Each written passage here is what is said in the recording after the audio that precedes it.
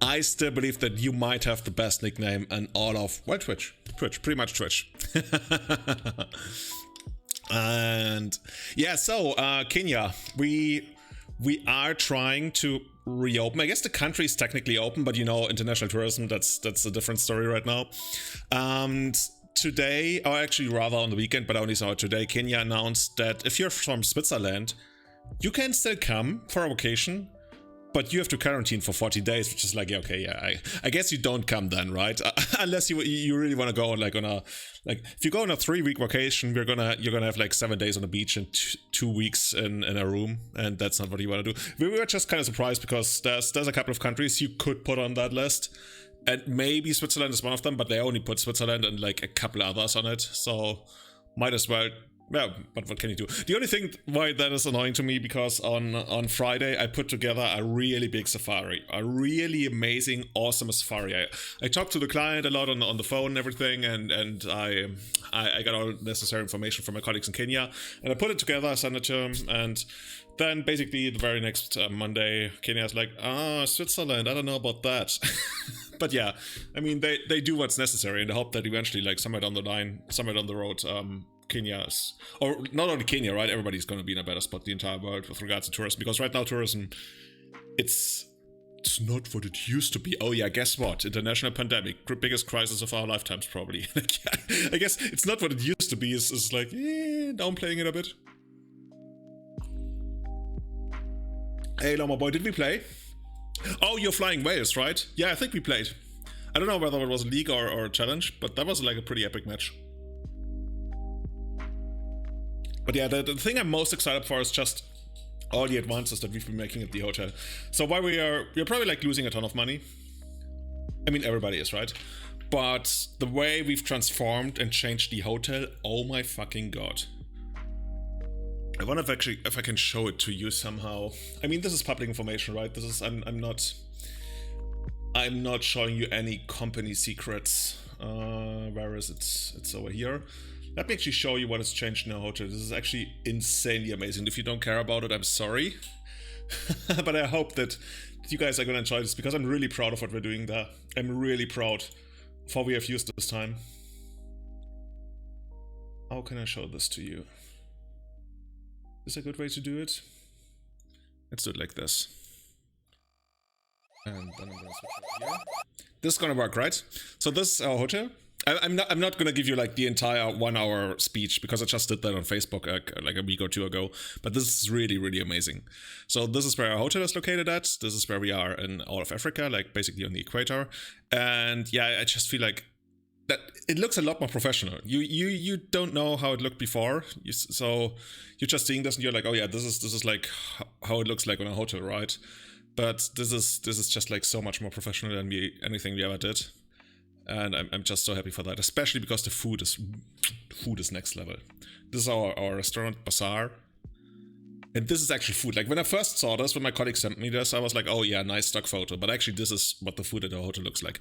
And it's so funny because when I did my presentation, somebody in the audience, they had a question at the end and they were like, excuse me, is there also gonna be proper food?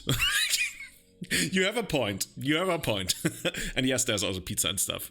So yeah, this is the Lichthaus. I don't know, we started naming everything in German now. This is basically House of Lights.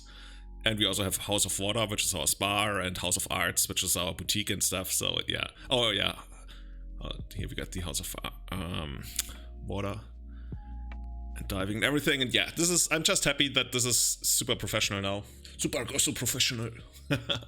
So here we go. So, what are we gonna play today? Today, we got another donation deck list, and guess what? It's, in this case, Armageddon Stax, White Stax. It's actually a proper Stax deck again, so I'm calling it White Stax. And I'm wondering how the removal of Oko is gonna help us out, because Oko, you know, if you're relying on stuff like Smokestack, Crucible, Oko is annoying, right?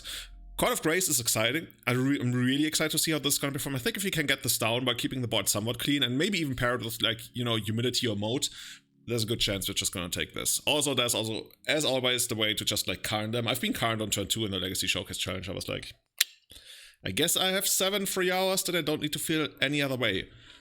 Yeah, Dame GG. It's not that I own it. My boss owns it, and a couple of friends and I we're running it. I'm taking care of all the international stuff. They're taking care of all the national stuff. And yeah, as soon as travel becomes better again, and I have some other work to work on here, like I'm been pretty busy with that, but as soon as that works out, I'm probably gonna go to Kenya for a month. Not probably, I wanna go to Kenya for a month.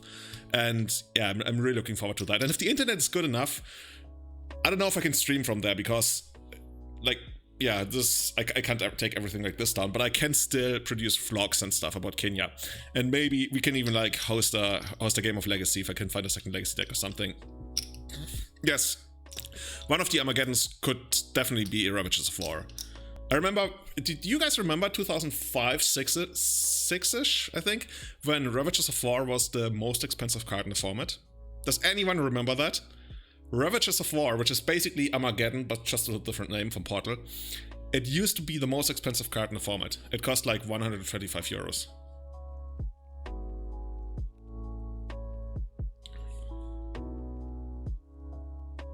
There's no workshops yet. This deck could certainly use some workshops. Also, sweet. How do you call the icon in front of your name? GlitchCon 2020. Is that? It's not an avatar, but anyway, workshop looks sweet. Workshops. Which card are we talking about? We're talking about Ravages of War. Ravages of War. Yeah. This used to be the most expensive card in all of Legacy. I'm just like trying to think which other cards even came close. Oh yeah, Imperial Recruiter. Imperial Recruiter and Ravages of War were the most expensive cards in Legacy at the time. And we're talking about a time where Underground Sea was 20 euros, Force to Fill was like 18 euros. You could get like a beaten up one for 16. Grim Tutor's up there, but it didn't really see all that much play. So it's kind of hard to say. I mean, Ravages of War and the other one also didn't see. Like, Imperial Recruiter saw some play actually. And Ravages of War kinda saw play, but not really. And Imperial Recruiter and Grim Tutor only started seeing play like a little later, like 2007, 8-ish. I want to say, but yeah, it's up there. It's also up there. I think it might also be like exactly that kind of price range. I remember it like as a 100 euro card, but it's really hard to say, right? Before we had Card Market, before we had MKM, what was the proper price of a card? I remember that, for example, in Munich, a lot of cards were incredibly cheap. Like, for example, Underground Sea traded kinda for like 25 euros on like GPs, but if you bought it in Munich, it was like 18, 20 euros, and then once Card Market hits the scene, like all these local price meta games, they were kinda merged, and then like the quote-unquote real price emerged. So who am I to say that Grim Tutor was a 100 euro card? Could have easily been like 150 or something. Yeah, my Legacy is now complete at a 424 year old. Yeah, I started playing in like 2005-6, so I was like 20, 21, and like at the current prices, I would have never even considered getting into the format. Like, not even close. I would have laughed. Like back then, vintage. Like if you wanted to buy vintage decks, that was like a $2,000 euro investment, or make it 3,000 maybe. And I was like, there's no way ever no Legacy is that. Like easily, if not more, depending on the deck. So yeah. So what's happening? And I'm probably like I want to make a dedicated video about that. And yeah, that is that once COVID goes away, I think local metagames are going to thrive again. But at least for me, what I'm seeing is that a lot of tournaments, they're allowing proxies. And I'm not going to lie, I have a Gaia's Cradle proxy. Like, I have Green White Maverick in paper, but I don't have Gaia's Cradle. But I have a pretty good looking proxy of it, and we're allowing those in tournaments. Like, the thing you should never ever do is like sell those, because that's scummy, right? That's how you destroy confidence in you and for, like, imagine somebody coming into your tournament and they're like, oh, I want to buy this and that card, and you sell them a proxy, pass them off as real. That's like, on top of being like fraud and everything, that also, the even technically worse thing, I don't even know, is that you're eroding their trust, and that's one for your player. But if you come into a tournament and you're like, okay, we are gonna allow, I don't know, 10 proxies, unlimited proxies, I don't even care.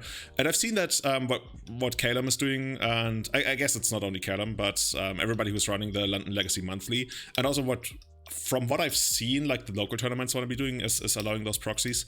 And that's just amazing, right? Because I'd rather play a tournament with 30 or 40 people than a tournament with 8. If it even is 8 at that point. Only reason I got into Legacy was because it was 10-15 proxy. Sounds good.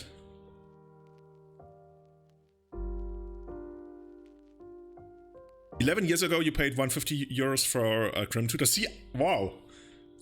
Guess I got it right then. No Glass Casket. Now, this is a donation decklist, so I'm playing what was sent to me. Glass Casket is the one that's basically like Oblivion Ring, right? Kinda. You seen the IKEA glass? I think this might be the most famous glass in the entire world. Does anybody disagree? It probably has like a pretty IKEA-ish name. Actually, what is it called? Let me Google it. I have a third monitor, I can Google stuff now. IKEA glass name. It's called Torria. Wait, really? No, IKEA doesn't like use Spanish names. Goddess. Goddess. Or Pokal. Pokal means cup. Yeah, apparently it's called Pokal. It's literally German for cup. But trophy cup, not drinking cup. I guess also drinking cup. Yeah, but anyways. Goddess is candy.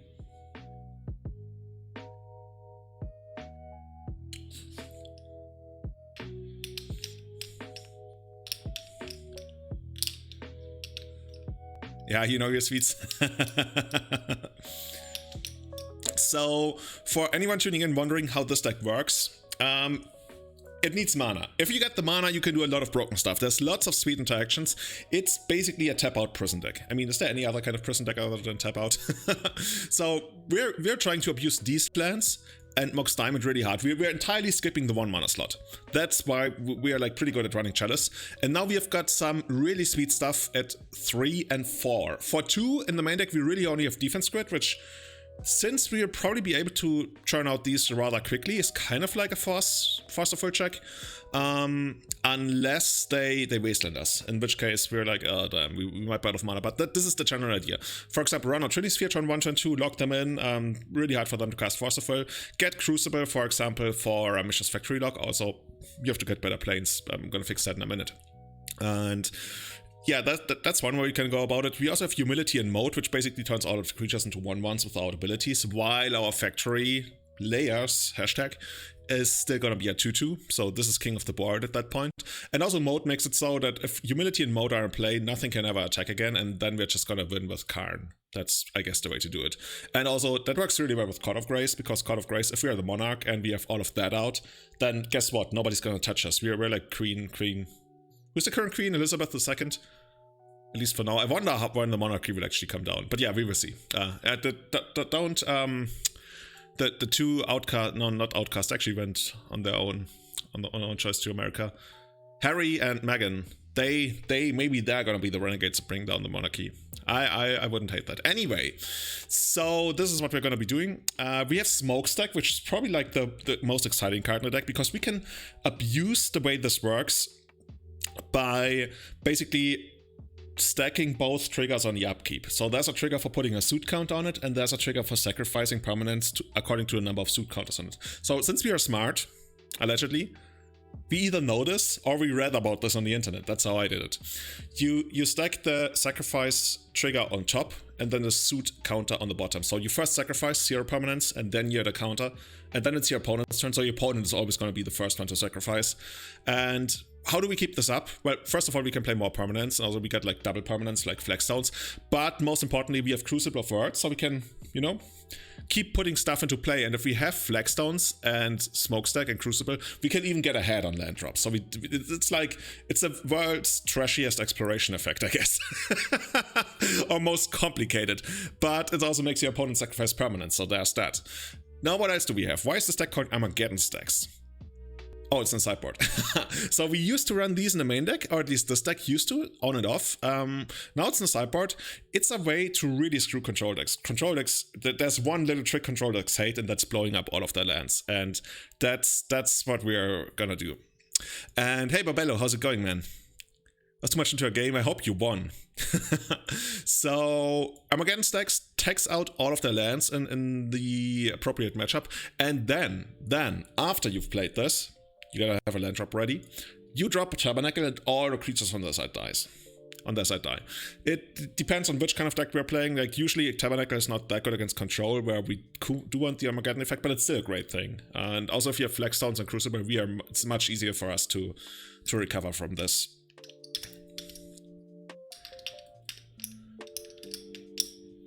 How is Karn going to win through if Humility and Moat are in play? So you get Karn. That's actually a legitimate question. You get Karn down, you get Mystic Letters, which means your opponent can't play anything anymore. And then it's really your choice. Then it's absolutely up to your choice. You can, for example, run out Smokestack. You can use Smokestack to basically annihilate the entire board, and eventually, you get rid of Moat. And then you just attack and kill them. You can also use Karn plus Liquid Metal Coating to kill all of their lands, which is another way to do it. It's probably like the more reliable way to do it. But you can really... You hit them to a point where the only way they can get out is, like, I guess, triple Simian Spirit Guide and then something. Because you're also going to have Trinisphere in play. And that basically means your opponent is in hardlock, and from there it's really academic. You just, like, do your thing, and eventually you get rid of your Moat and you hit them. Yes, Smokestack can get you out of your own lock. But you can also get out of your own lock by... Actually, no, only Smokestack, right? Can we give... In older lists, we used to have Elspeth, Knight Errant, which gave flying to a creature, which I think is still, like, kind of close to playable. And that will allow you to jump over the humility again.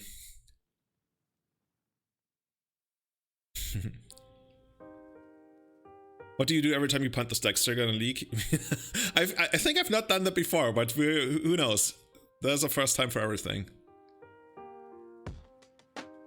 Subnautica, that reminds me of, like, a really old game that I used to play on my first computer or second computer.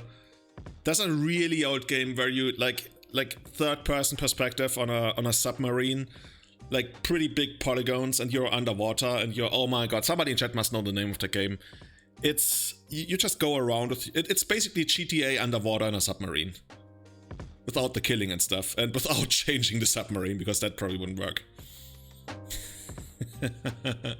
No, Terra War, dude, if you tell me a way how we can, like, get double green in the stack reliably, I've got a job for you.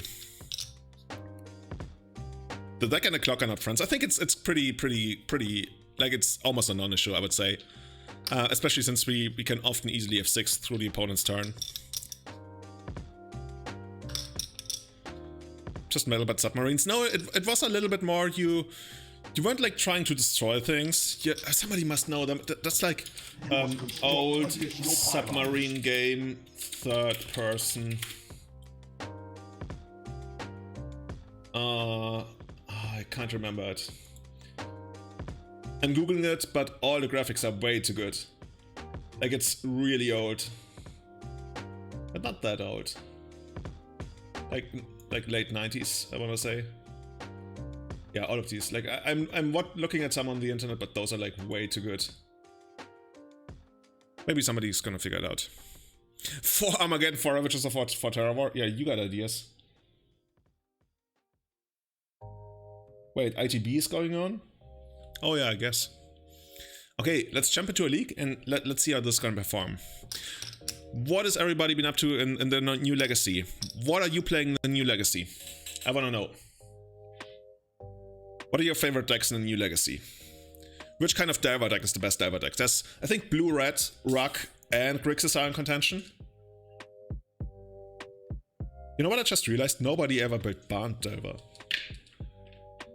Okay, here's a pitch. Delver, but with Noble Hierarch. Turn 1 Delver, turn 2 Noble Hierarch, attack for 4. Turn 3, cast Chase. Heard it here first. I wasn't born in Kenya. I can't claim that. But I have a very strong attachment to the country. Also, I wrote that bio on Twitch literally 8 years ago, so I won't take credit for it actually being 100% perfect. But I work for a business in Kenya, yeah. I think God, I'm getting too many emails now. This is tricky. What's the opponent doing? Keeping 7. This is on a draw. I don't hate this, even though we're... Like, Wasteland gets us good, right? Basically, the idea is turn 1 City of Traders defense grid, turn 2 draw something that produces mana in our next 2 draws, and then turn 2 Karn. You know what? I think we might need to go with this. We have 3 mana on the first turn.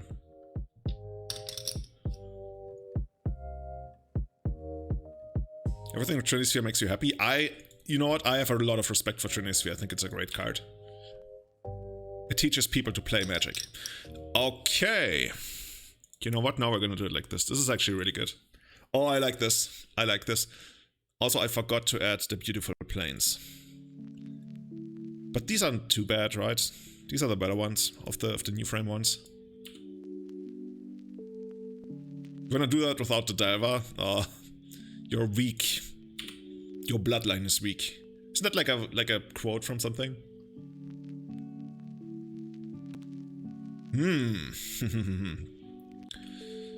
So we're basically free to resolve Karn here, and it's not gonna die. I think we have to go for it. Okay.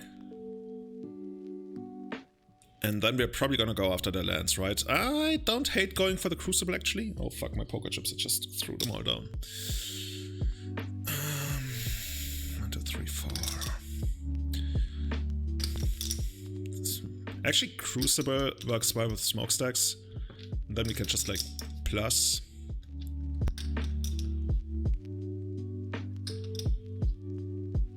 Yeah, so basically next turn they're gonna attack it, and then we can never minus again, so we might as well do something reasonable with the Karn now.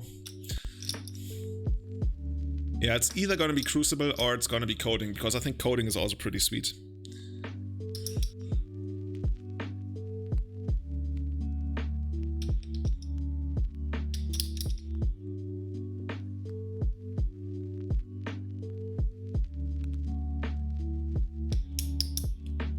I think I'm gonna go for Crucible.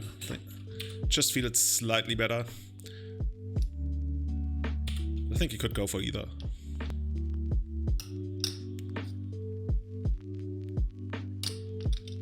Okay, but Tribal.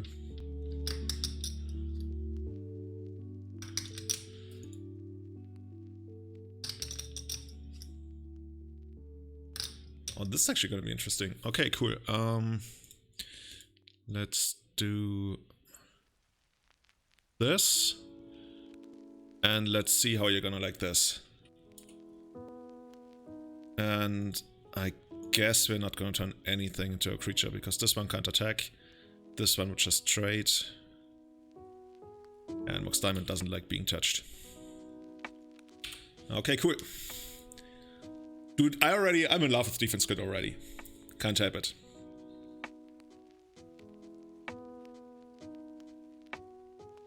What's your guilty pleasure in Legacy? What is everybody's guilty pleasure in Legacy? Which card do you love to resolve or even just play, even though you know it's considered like not top tier competitive?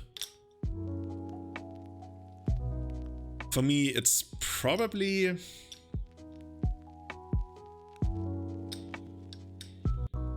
Okay, this is hard to say. But to me, it's both Nissa Vital Force and Aven Mind Sensor. At least they are considered not top tier competitive, but I think they are awesome, and I'm having a lot of fun with them. Oh my god, we got mismatching planes, never mind. Oh, this looks a little bit like Sabo East. This looks more like Masai Mara. Yeah, Masai Mara planes it is. Okay, so how do we go from here? Can we cast Karn from the graveyard? Crucible is like permanent checkmouth well. Berserk, oh, Karanos is a good one. Waste Not, Veteran Explorer. Oh, you guys got El Damri's Vineyard. Okay, kinda MTG probably wins here. Ruby Medallion is up there. See, Ruby Medallion is so much cooler than Sapphire Medallion. El Damri's Vineyard, I remember seeing the card for the first time 22 years ago, and I was blown away by the existence of such awesomeness. So, it's probably bad to run the city from the graveyard, because then eventually I'd have to sacrifice it again. That doesn't strike me as where I wanna be. So we're just gonna start smoking them up. Is that how you say it? Isn't that what Mark Zuckerberg does? Gonna smoke some weed, smoking some weed. Sundial of the Infinite, how are you gonna use it though? Thief of Sanity? Isn't it called Sanity? Actually, is it Thief of Sanity? Oh, that's the one that lets you play stuff from the deck, right? Yeah. I've seen that. So many Muta Vaults changed ownership during the standard period, but that was a card. Everybody played like Black Sleeves, and then you got their Muta Vaults, and then you shuffled up, and all of a sudden you have like 7 Muta Vaults, and they have like 2. Does it work? No, they probably only have 1 then. Okay, opponent like desperately shuffling. Pancake Flipper, now we're talking. Oh, Nightwear Spectre, yeah. So what's actually Thief of Sanity doing? These common damage to player, look at the top of the crafted. Oh, yeah, I remember. They look the same to me. They're like both one blue, black, 2/2 flying, right? A good point, Hackbird. Okay, they're Loaming. Oh, Loaming's annoying against Smokestack. Let's see if I can keep it up. Cling to Dusk? No!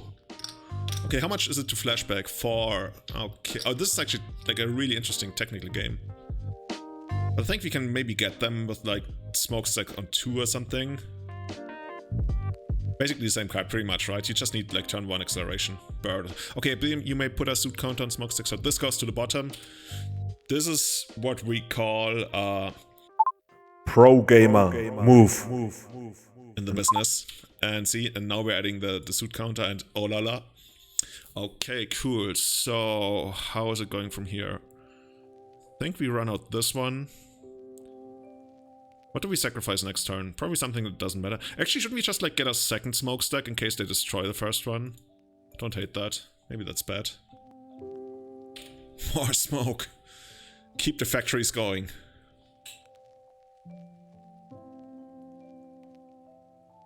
I think we have to do like the 2. Maybe we're gonna go for Ultimate Armageddon and like get rid of all their lands.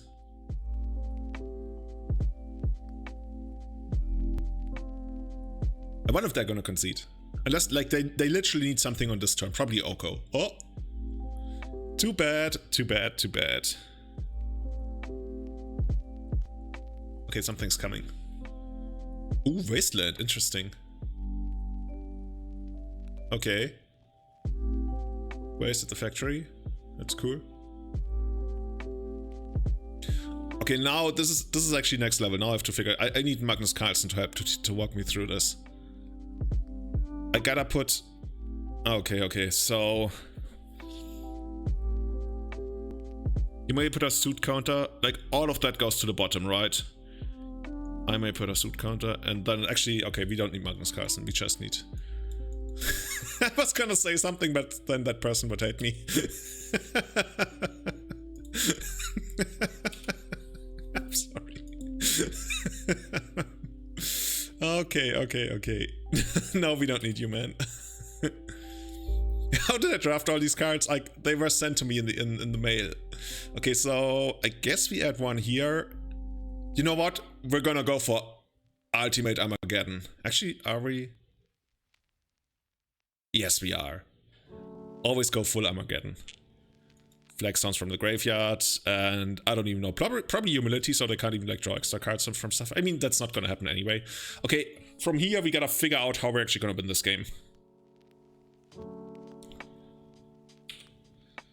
I think here we just keep the Smokestack on 1 around.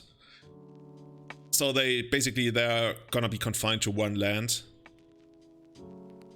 I think we got this. Oh, actually that doesn't do anything. Suit counter bottom. Can I actually like sacrifice one of the Smokestacks to the other? So this one wants me to sacrifice 2 things. I'm gonna sacrifice the Flagstones and probably the Tabernacle. Oh, I'm gonna get more lands. Dude, this is the perfect machine. Okay, and now I have to sacrifice 1 thing. And by 1 thing, I mean I'm gonna sacrifice this one. And then I'm not gonna add anything ever. Yeah, I think I got it figured out. I guess we can speed that up by actually Wasteland. Actually, no, we're gonna get the factory out and start attacking them eventually. But I shouldn't run out mode then. We need 1 and treat the angels. Yeah. Guys, I mean, one day, maybe that's gonna be a thing. The value and treat. Ancient Stax, I used to own Ancient Stax in 2007. I've never played a single tournament with that. Oh, you're right, opponent actually has a such an avatar. Oh, I didn't replay the Flexons, I just realized, but we can do that now. Okay, we're gonna get rid of whatever. And we're not gonna add a counter. Are you gonna make me do this, opponent? Okay, cool. I mean, if you want to. Be my guest. We're gonna do this, and now the slow walk of the factory. We're gonna hit you 10 times. It's not like a bold land. It's probably getting too cute, right?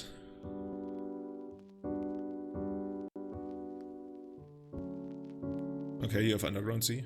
You have Thoughtseize. Oh, that's basically another time. This is basically time walk for us. Being of suit content, smokestack. No. I think we might eventually run out of planes. There's probably only like 1 planes left in the deck.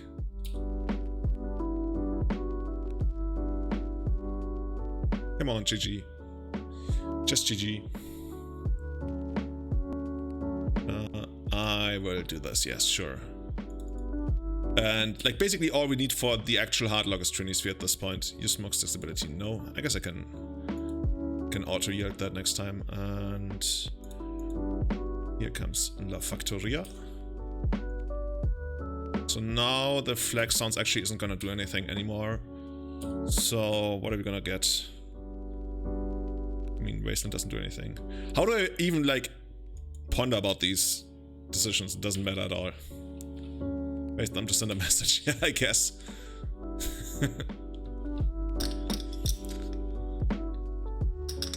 Okay, cool. So, I will always know, and I will always yield, and I will also always yield to this. Okay.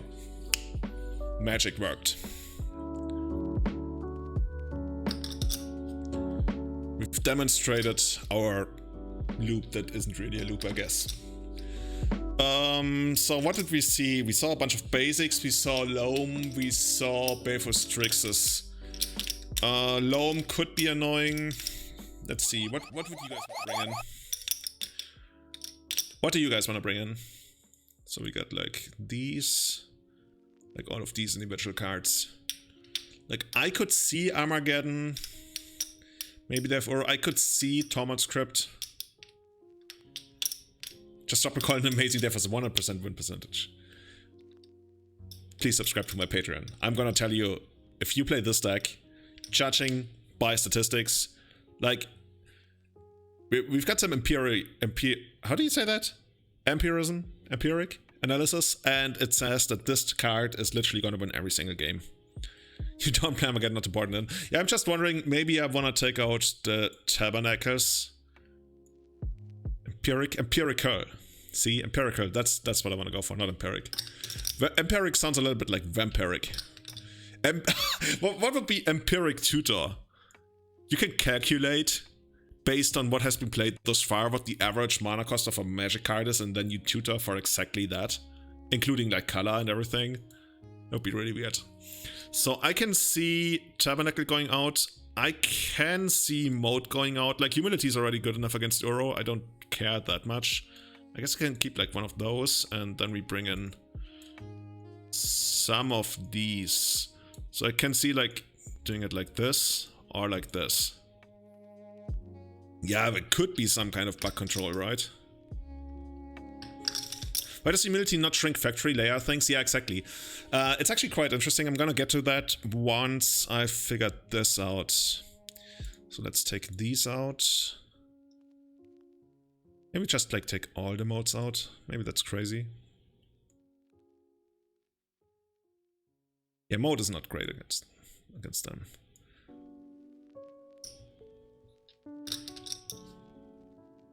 Actually, mode is... No. Actually, we're gonna keep one mode, and we're gonna do it like this. And then still 61. I'm gonna take out the humidity, I guess. Yeah, let's do this. So this is interesting, because... So the way is... Mode and Mishra's Factory's animation ability both happen in the same layer. So... When something happens in the same layer... you apply timestamp, which means the thing that happened later takes precedent. So the first thing that happens is mode says, okay, everything is like a 1-1, but then the animation thing happens later, so Misha's factory becomes a 2-2. Now the interesting thing is, that never happens, but it's interesting to know. If you animate factory, it becomes a 2, like humility, not mode. No humility on the board. No humility on the board. You animate factory, it's a 2-2, of course. Then on the very same turn, you play Tabernacle after you've animated factory, it becomes a 1-1. But then if you animate it again later on, I guess you don't do that on the same turn because now it's lost all of its abilities and stuff anyway. But and if you animate on the following turn, then it's gonna be a 2-2 again. Dependency effects on the same layer before timestamp. Yeah, but that's not happening here, right? But yeah, you're right. I don't know how exactly dependency is applied, because that comes up so rarely, but it's important. You know what? I'm almost keeping this. It's just like humility is so bad against them. I think we can do a little better. Yeah, this actually looks pretty exciting to me. And I think Wasteland is probably bad against them. Okay. There's a world where we get like turn 1 Karn or Court of Grace. Let's see. Newer stickers on top. I think that's like the best way to put it. Different layers are different stickers, and so factory is like 2-2 sticker, and then if you play humility on the same turn, it's like 1-1 sticker. But if you have like just a factory and a tabernacle in play, all these different cards that have layers. If you have a factory and a humility in play, and then you animate the factory is like slap a 2-2 sticker on it. It's actually a really good way to explain it. I like that, Hackbird.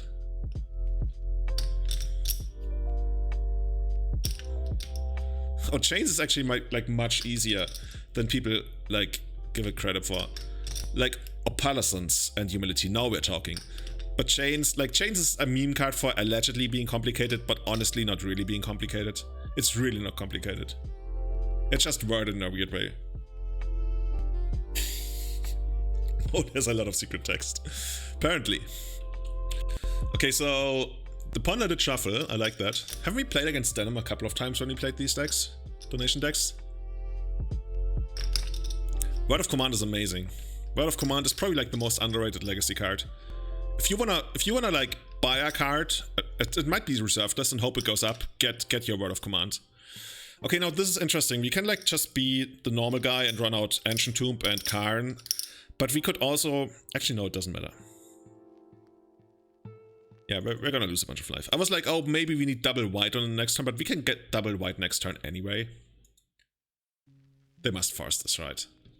Like they have no board presence. They just brainstorm block them. They might just like concede almost.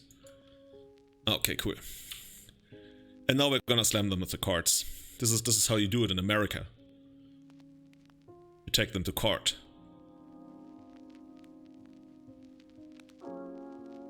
I want to become the monarch. Just don't play anything. I mean, it would be quite unlikely for them to play a creature here. It's almost impossible.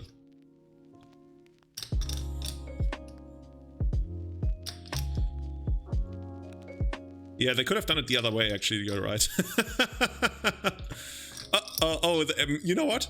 Maybe they're gonna take the Mox Diamond and then we're gonna top deck a Mox Diamond. This is how you play Magic. This is how we do it. Come on. What? Why? Oh, they have another force then. That makes me think they have another force. But let's see. Gonna get rid of this, and here comes the court. Here comes the court.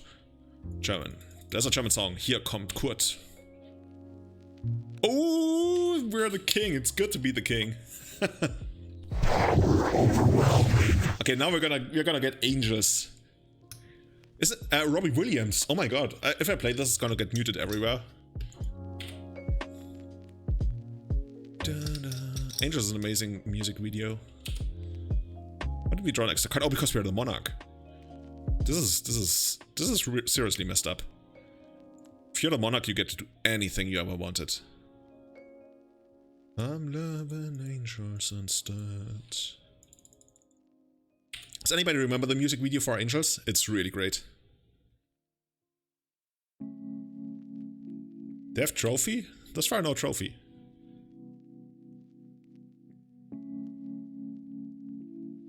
saw a German judge explain a French chains to a Danish guy in English. We should just all go back to using Latin, I guess. What is chains in Latin?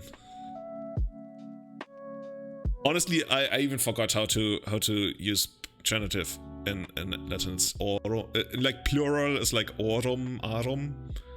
Oh, and singular is like usually with e or a. Yeah, I still remember. We are the king. König ist hier, yes.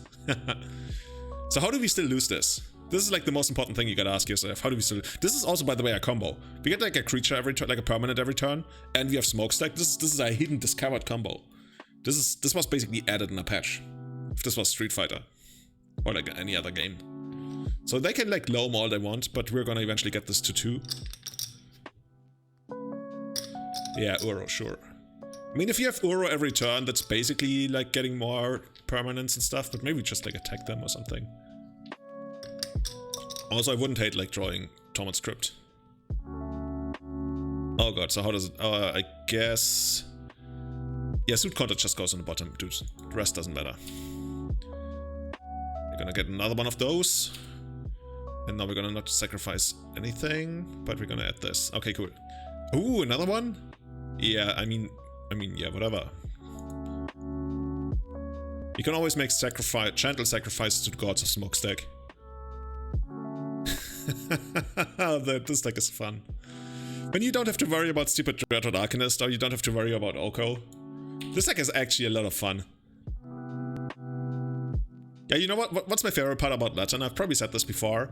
Latin literally doesn't have a word for yes or no. And I've been, like, I guess I'm not the only one, but a lot of people have been learning Latin. And it took me, like, many years of learning Latin until I actually realized this. That, like, this language doesn't have a word for, like, yes or no. You just say ita est or ita non est. Like, it is or it is not.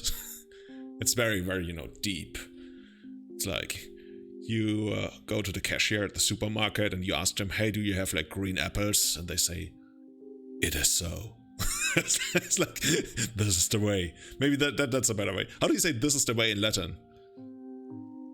I've been speaking so much more Spanish than Latin that I'm like, I'm mixing it all up now. How do you say this is the way in Latin? Okuban was like, unban these artifacts. It is known, yeah. Chinese doesn't have any yes or no either. All I know in Chinese is xixie. Xixie. It's the most important word if you ever go to China as a foreigner. Okay, apparently your opponent still has a ton of mana. I don't know how that happened. Oh, they're gonna get the big guy? Okay, sure. Hit me. I shall bury you under Smokestack. It ist wir. Wir ist it. Sounds really weird though. It means like this is our way. Oh, okay, actually how are we gonna do this? So, suit counter on the bottom, suit counter on the bottom, then these, then these. I just really wanna bury the opponent super hard. We're gonna get rid of, I guess, City, because we have another one. And then we're gonna hurt them. We're really gonna hurt them hard. Awesome. Okay, cool. What about this? A message. Anyway. Alles klar. Aber dazu musst du zuerst dein Gerät entsperren. Was? I didn't say anything, Google.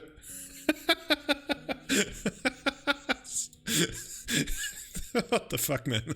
Anyway, more monarchy for the monarch. Do we just like not attack, and if they attack we double block? I think that makes more sense. On the other hand, we can attack for like 8 and then 8 again. Yeah, we can actually like just kill them. That's probably better. Yeah, these are flying, right? Yeah.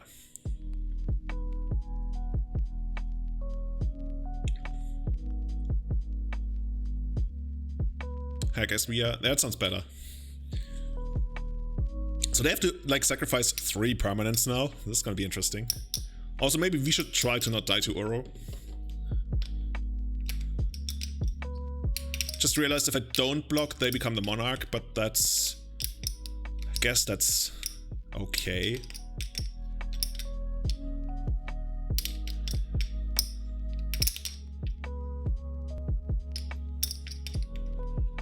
Was there something wrong with bouncing Uro? How do we bounce Uro? Oh, because we have Caracas, see? That would have been the pro gamer play. That would have actually been the pro. I just in my head I was like so far ahead that nothing could ever hurt me, but yeah, that would have actually been the better play. Because the second card really doesn't do anything. You guys wanna block? I don't know. I mean, we can block, but I think if my plan would have been to block, then I would have kept back all 3 of those. Because right now they can just like hit us, and then we like they lose everything on the turn after. With a double crown, I'm still only seeing one of them. Imagine if you could like sacrifice your crown to the smokestack. That's actually it feels like an historic event. Like you have this country, it's still like an absolute monarchy, and eventually you decide, okay, we can't keep doing this, and then you lay down the crown. So industry and like, you know, all the business people are trying to put forward, but they can't because they're not part of aristocracy. It shall rise. Okay, so they got loam. Okay.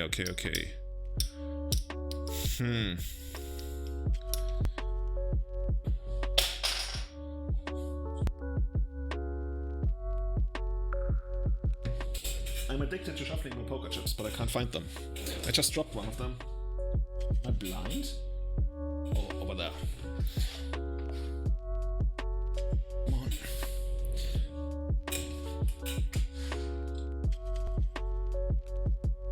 Thus far, this was the hardest part. Anyway. Oh, we're getting trophied. Okay. So now we gotta figure out what we're gonna do. Yeah, dude. Bouncing the Uro would have been so much better.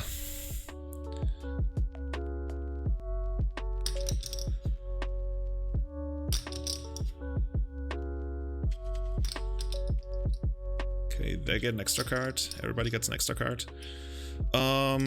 Beginning of the upgame, I put a suit counter. That's gonna go on the bottom. Then this, then that. Oh, we're getting like, oh yeah, like, dude. We're gonna ramp those counters up to like infinite. We're gonna get rid of this one and that one. And then I don't know, we're gonna get rid of one of those. And yeah. All the suit counters. I want you to lose everything you ever owned. And I think it's safe to attack here, right? 5, 1, 2, 3, 4, 5. I mean, technically there's a world where they like flash in a creature, but they wouldn't have. But I mean, let's not lose to them like maybe having a flash creature, but I should still like steal back the monarchy, I guess. I guess we're also not losing if I just play humility. But yeah, it makes more sense to attack like this anyway. This is what Miracles has taught us. Okay, cool. And Caracas. Oh, see, I keep forgetting about that. But maybe I want it in the graveyard anyway. So I think opponent already. Opponent saying Mercy, no, yeah, I think they already conceded. Yeah, we didn't play this according to the engine for the second half of the game, but I think it worked out pretty well.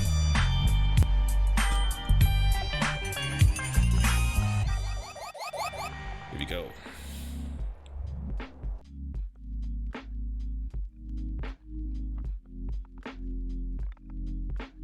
We still have Caracas.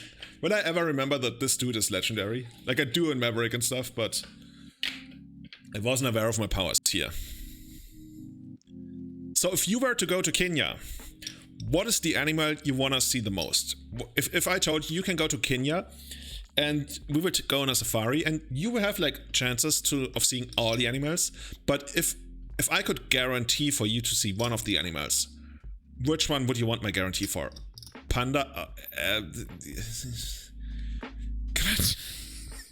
I thought you were gonna say like tiger, but you guys want to see pandas and kangaroos? That's gonna cost a lot more money. Tuning Canal is natural habitat. I don't know if that's Kenya. Penguins. I think you can actually see penguins in South Africa. I wasn't specific enough. Common sense, dude. But yeah, you're right. Don't know anything much about Kenya except that it's in Africa. Well, that's a start. Tigers. You guys know that... Okay, this is this giraffe's platypus. Oh, good, platypus. So, you know what we call a platypus in German? because German has the best animal names. German literally has the best animals, and I'm not gonna take like anybody to object to that. In German, a platypus is called a... Actually, is it called a... Yeah, I think it's called a Schnabeltier. And that literally means beak animal. Oh yeah, lazy animal. A lazy animal is a... What's it called? Somebody help me out. What's the thing that's always in the trees sleeping? God, I can't remember. Sloth. Yeah, sloth. Exactly. Like the deadly sin. Huh, I think this is good enough. So yeah, beak animal. It's literally like we see the animal, it has a beak. Germans are like, beak animal. Schnabeltier.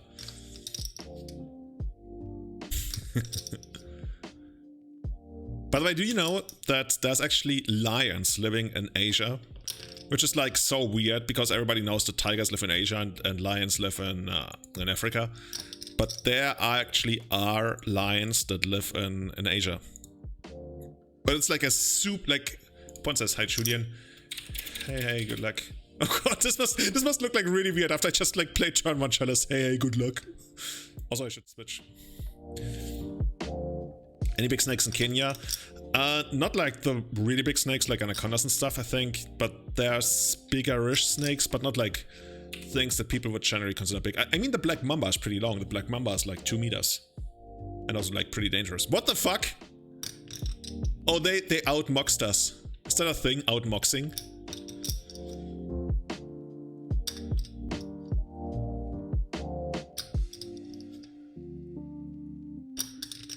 Kenya needs to show animals. Wait, oh, we're getting poxed, okay. In the following priority, lions, tigers, giraffes, zebras. We have no tigers, dude.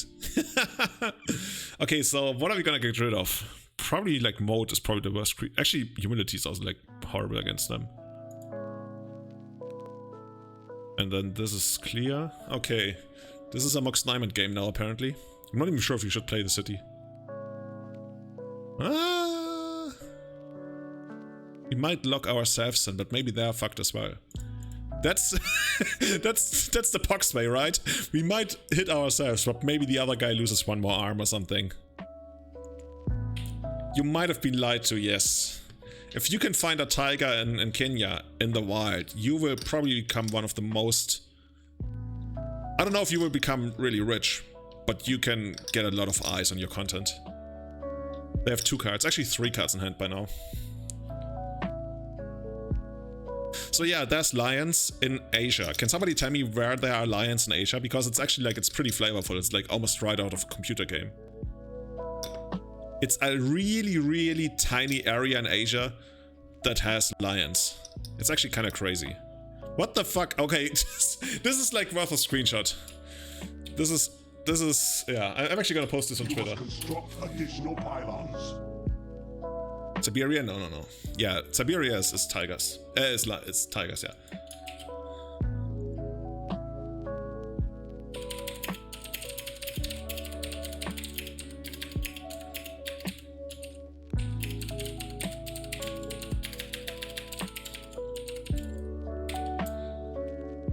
Okay, so... Oh my god! There's a real chance they will eventually just like unfry this. If it's less than 15 degrees, well, if you go to Masai Mara in the night, it might be less than 50 degrees, 15 degrees. Actually, it's almost guaranteed to be less than 15 degrees in the night, because Masai Mara is higher up. Kenya commercial says there are tigers. In Kenya, the Kenya commercial is lying. Abrupt decay. Okay, hit me. You know, we're just gonna do it the way it's supposed to be done. We're gonna draw a soul land. It's used to work. Looking for group, White Stax, DinoCat, hey, how's it going? Wait, we just got wasted?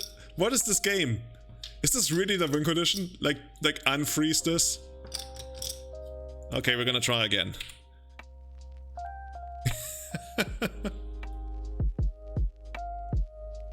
I'm just a little scared that I can cast basically everything in the deck with this mana.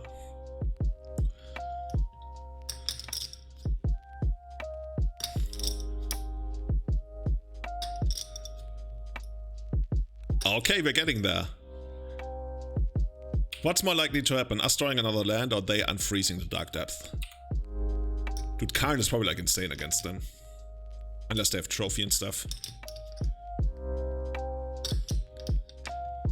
I mean, is there anything they would cast for 4 mana that they couldn't already cast for 3 mana? I think not. Unless it's Chalice for 2 or something. Yeah, okay, looks good.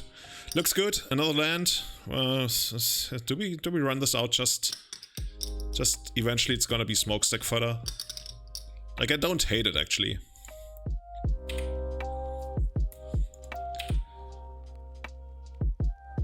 Yeah, hopefully Karn is gonna hurt them. Gonna take these out and then eventually, like, also like soon after, like a land and stuff. Okay. Oh, that's a good one.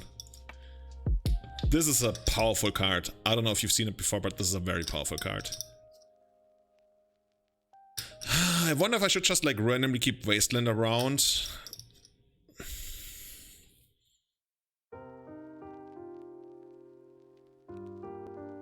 I'm scared that they get it, you know? Maybe I should just like Wasteland them on the upkeep. Yeah, I think I'm gonna Wasteland them on the upkeep.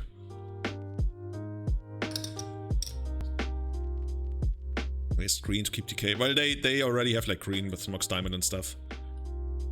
Okay, now I can waste them right away.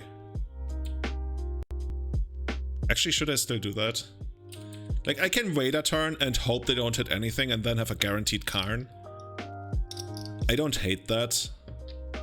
But I'm basically saying, hey, you got like 2 turns to draw something.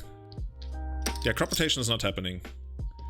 I was also thinking about crop rotation, but it's not happening.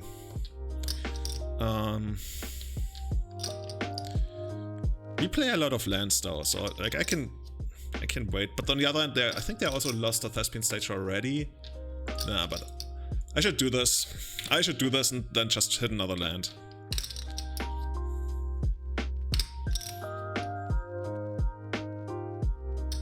Watch them play like Thespian stage now and we're like, oh.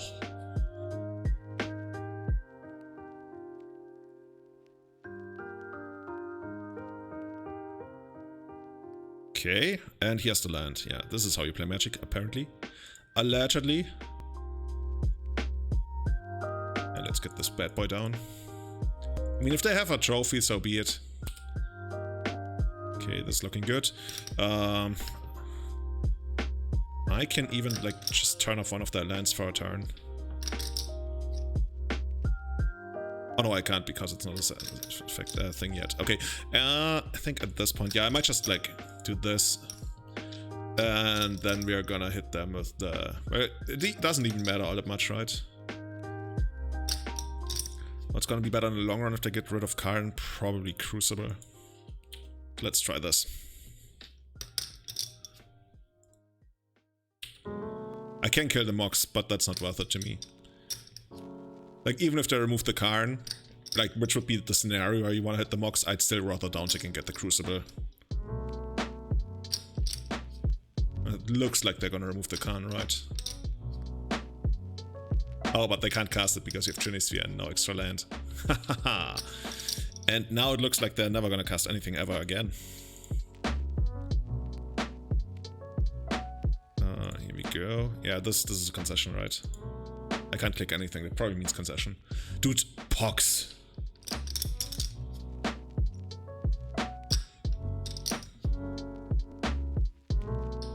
Okay, how do we beat Pox? By just like having stuff, right?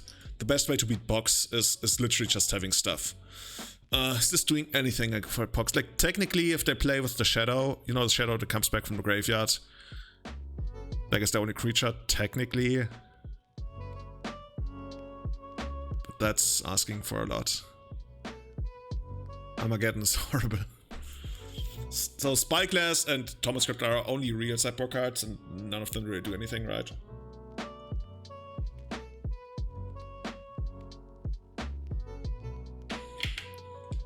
Already out of water? That was quick.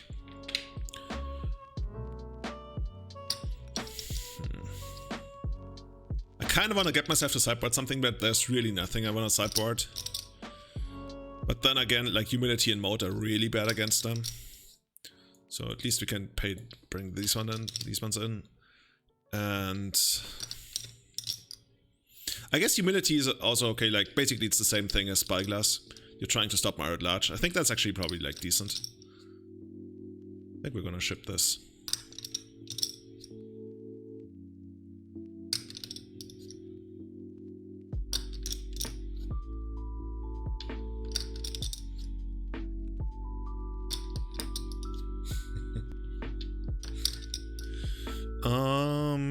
Honestly, like for a Stax, yeah, you know what? For Stax, this is like a decent opening hand. We have like flagstones and stuff. Like what is Pox gonna do if you lead on flagstones? Watch them cry. Is Thalia Stumpy a viable deck anymore? You mean like Soldier Stumpy? I wouldn't say that Soldier Stumpy was ever like viable. It was always like a bottom tier 2 deck, which is kinda viable, but not when we have like real outliers that are like top tier 1, like tier S tier basically. I think we're gonna go about this like this. Eldrazi, oh, you mean Eldrazi in Texas? Yeah, that's decent. That's decent. Okay, so what's happening next turn here? So they can Wasteland us, which they probably shouldn't. They can Smallpox, which is also not great for them. They can just play a land in Ashiok. So I can't search my library, right? But I guess that turns off flagstones kinda. But that's not the end of the world. Dark Play mills 4 cards and extra each opponent's graveyard. That's annoying, but it's not a big deal. I'm not even sure if I want to name any of those. Do I have to?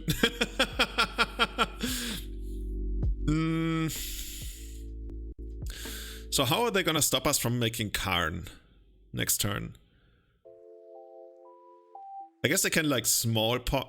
Well, I guess they can Wasteland this and then Smallpox. Oh my god, that would be so bad. Wasteland this, we get our land. Smallpox, we still have a land. They are down to 1 land. I almost want to name Wasteland, just because that's the only way for them to really stop us, but it's so bad. Yeah. Like Stage or Lily would be what you name in the blind, right? Name depth so they can't manually remove ice counters. I probably shouldn't name Wasteland, especially since I have Crucible. It's kind of annoying. I almost want to name Ashiok because we have Crucible. On the other hand, if you play it right, Crucible, Ashiok is not really gonna stop Crucible. Man, I don't want to name anything. I don't know, man. Look at Rapture's hand, Raptu's hand. I'm gonna name Thespian Stage. And then we're just gonna play an honorable game.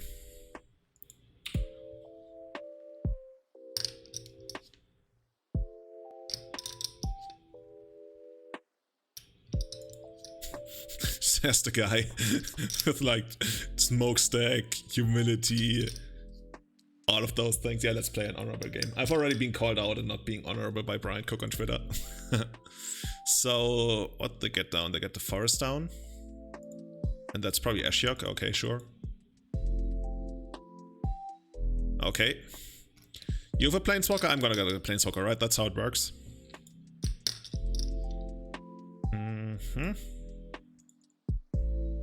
Or we can even attack Ashiok if you want to. I'm not sure if that's worth it though.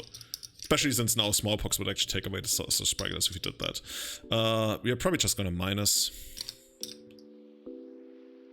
And then what are you gonna get? So they are probably like gonna wasteland our city next turn. So we're gonna have like 3 mana next turn, which is good enough, right? So we can just like liquid metal coding them out. I like that. Secret superstar of the deck.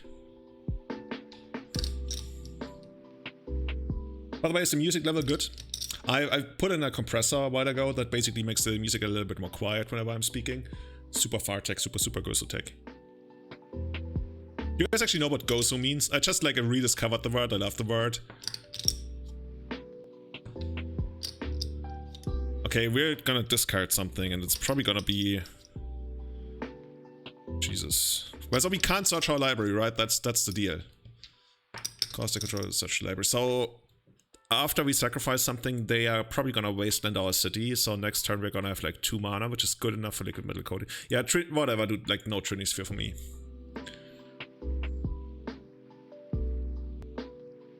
And then I'm just gonna get rid of this, even though it doesn't really work. Doesn't even ask me whether I want to search. Like I can't search. Yeah, it shouldn't even ask me. That's good. So small stocks, small Pox is gone, Wasteland is gone. Okay, now they got 1 unknown. And then they remove our graveyard. Okay. And now we're gonna start liquid metal coating your lands. So here we go. Get this one down. Turn, I don't know, this one into a thing. And plus. That's how it works.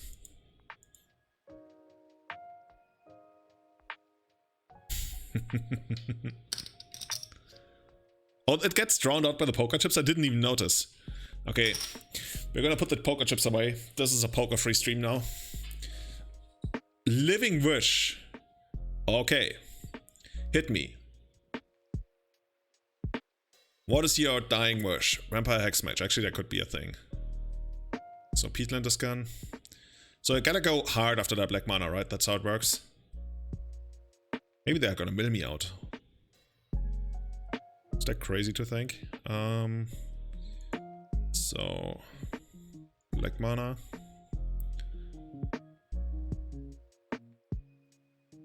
And hit this one. I mean, they can still get us with Urborg. But they better do that. Also, why did we actually keep Defense Grid? I guess we kept Defense Grid because it's 2 mana. So it's easier to cast and sacrifice the Smokestacks. Yeah, but keeping Defense Grid, like, literally does nothing. I guess it kind of stops, like, Abrupt Decays and end of turns and stuff. But yeah, I think we got them now. Should be good enough. Oh, this is actually sweet, right? This is what we're gonna do. Gonna do this, Crucible, and replay the land. Where's your Ashiok now? Yeah, we got it now, right? GG? Yeah, opponent conceded.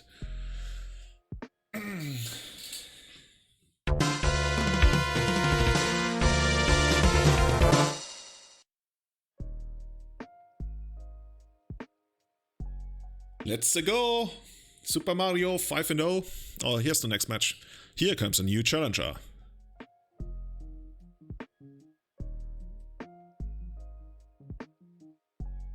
Are they gonna challenge us? No, it looks like that. I'd love to go first, sure. Oh dude, if I had any idea what they were playing, that would help out a lot. Like, we can go turn 1. Technically, we can go turn 1. Probably like this, and turn to Humility. Should I like just Google the name? You must construct additional pylons. We're already dishonorable, right? Capet 23. Oh, nice choice of number in your name, by the way. Legacy Preliminary. They played Snowco, yeah. But that was like half a year ago. Congratulations, you are the winner. Oh, I wish. I think we're gonna mulligan this. Ooh. Yeah, I'd rather not. Playable. Very playable, actually. But we can't I guess we can lead on the Chalice. Basically, we go turn 1 Chalice, turn 2 Crucible, turn 3 nothing. Actually, yeah, but we also have to get rid of stuff, right? That's just like such a sweet plan in here, but it's probably not gonna work. So what if I... Like, this is a plan, right? But that means no turn 1 Chalice. We probably have to get rid of the defense grid. The only other option is to go... No, we're gonna get rid of defense grid. I hate getting rid of Chalice here, but we might have to. No, I can't get rid of Chalice, sorry man. You know what, we're gonna do this. We're gonna do this. And maybe we can cheese the win. This is our proxy 2 Rex all in. Okay, let's see if this is gonna be another Pox deck. I mean, they used to play Snowco before. They probably have an affinity for like casting stuff for 1 mana. Okay. I mean, at this point, the deck pretty much plays itself.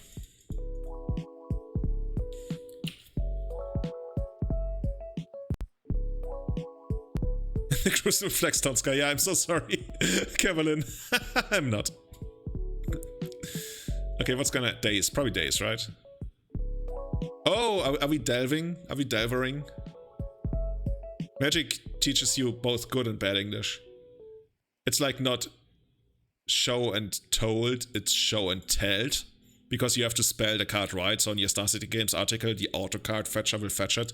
So you call it show and telled instead of show and told. But I guess the really smart thing to do would be to call it casted show and tell. How badly do we want this? I think we want this just badly enough that I'm actually gonna wasteland them. We play a ton of lands, right? They can't even stifle this. Maybe they're gonna try. Okay. This is the Pox phase of our game plan.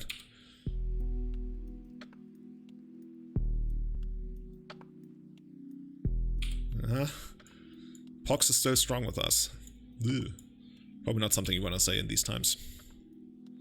They could stifle, they stifle, what? Oh yeah, they could. I've also seen stuff where like there's a chalice on 2 and people like stifle the chalice trigger, which is like, that's viable, right? You can do that. How many lands do we play? Like over 30 probably. Like this land routinely plays like close to 30 or 30. Oh, 26. Oh, I guess if you count the Mox Diamonds, right? But we don't really count the Mox Diamonds in this hand. Ooh, Petty Theft. Yeah, you know what? I'm gonna say it. I think Blue Red Delver is actually one of the better Delver decks to play against us. Why do I have mana in my pool? Mana burn. Bopsy, hey, how's it going? Isn't there a forward button? Dude, I'm doing my best. This is the forward button.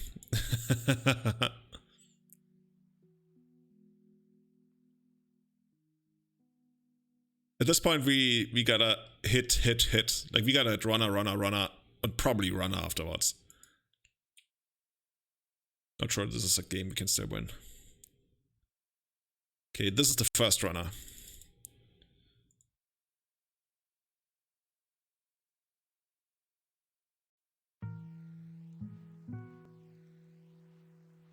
Gonna flip, probably.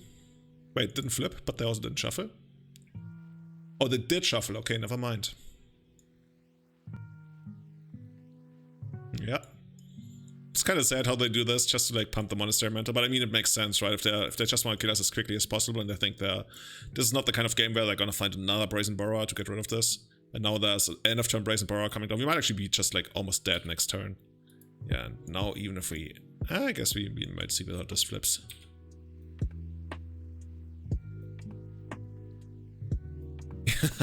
Yeah, we've played White Stacks a couple of times. It's probably the most popular donation deck by far. By far.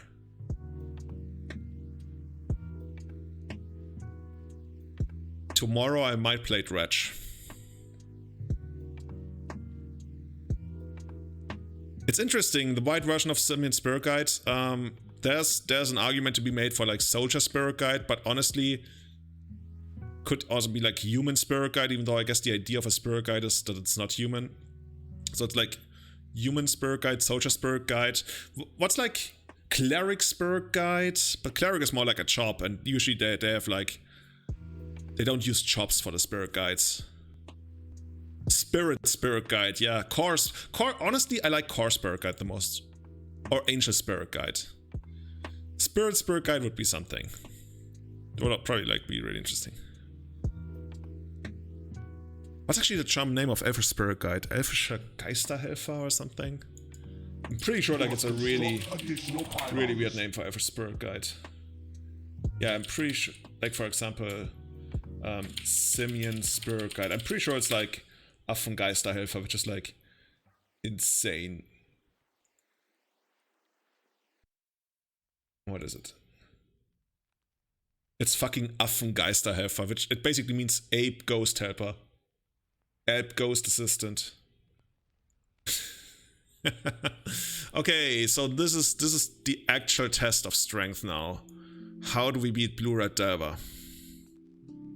We have a lot of stuff here that's decent against Blue Red Delver. Card is like so and so, but it's a way to like cement our victory if you're ahead. It's, like, there's really not much. It's almost nothing I want. Zombie Spirit Guide is a good one for black. Affengeist sounds like a Yu-Gi-Oh card exactly. I'm pretty sure it would have been Zombie Spirit Guide like in Magic's past, but they are not too big on zombies and black anymore. Yeah, like Spikeless for Wasteland was the only thing I even like remotely considered, but then I also realized like our Wastelands do a little bit of work against them, but they also have basics. Like Blue Red Delver can work pretty well on basics, so it might be worth it because our Wastelands are not going to be as good as theirs. Actually, I don't hate Sorcerer Spikeless, but the thing is, what would we side out for that? I like Mode against them, I like Humility. Actually, Humility is so and so against them, but it's still good enough, I guess. I could see like taking out like 2 of those. Actually, Smokestack is probably like really bad because they have the bounce thingy. What if we do it like this? I don't hate that. Let's go for this.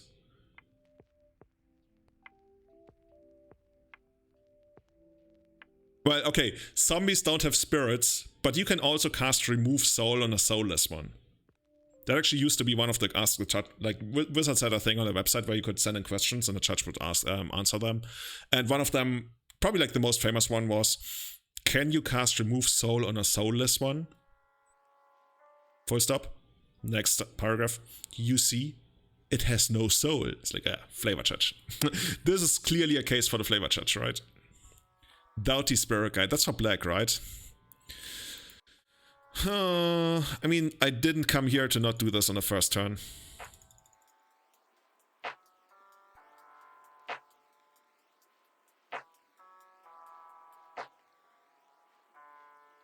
Sure. You got your pre-order in either way.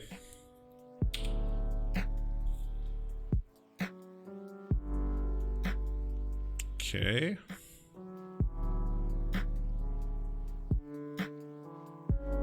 I think if they had a Wasteland, it might have Wastelanded this, but I'm not sure.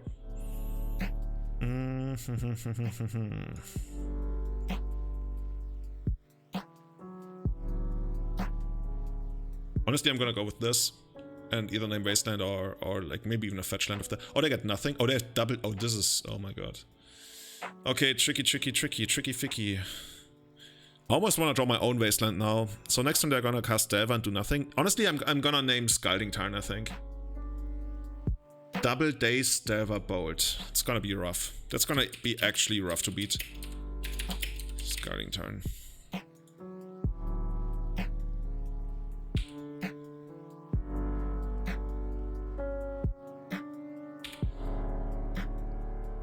Okay. Doesn't really change too much, right? Delver is down. They might just like hit our face with the lightning bolt here. Yeah, they're gonna go for it.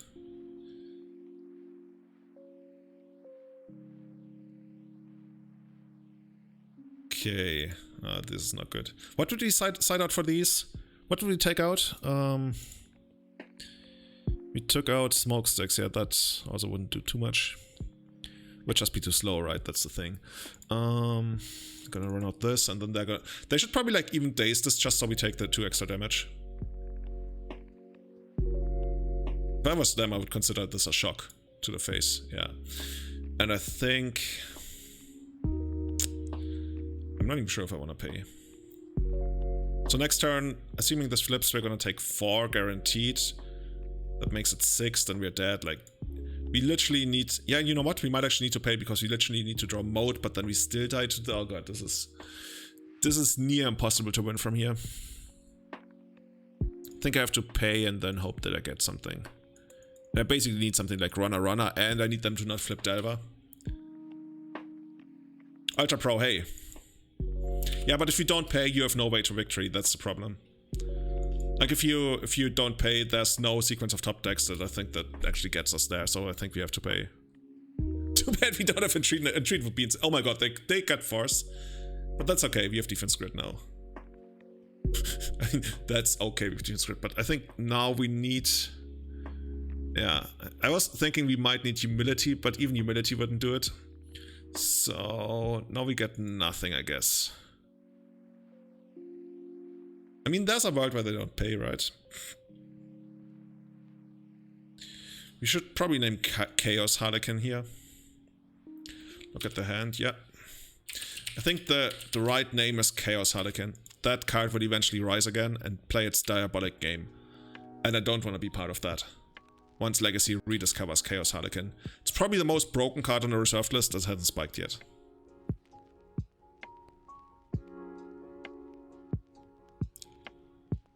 Oh, they paid. Opponent saw the line. Yeah, I think Blue-Red Delver, like just from how it felt like, might be one of the worst matchups. Because they're not like the Blue-Red Delver of old that really folds hard to a chalice. They have so many ways to play a more mid-rangey game now, which makes me much more interested in the deck in the first place. Coward, I didn't come here to insult them. That's the one from Plague Engineer.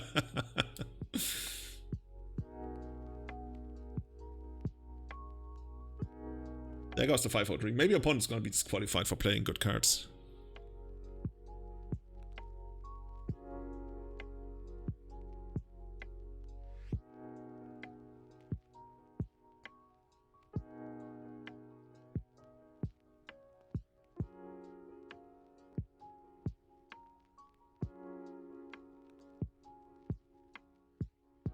By the way, today is World Women Day. World. I don't know what's it officially. In German we say Weltfrauentag. World Women Day, I guess.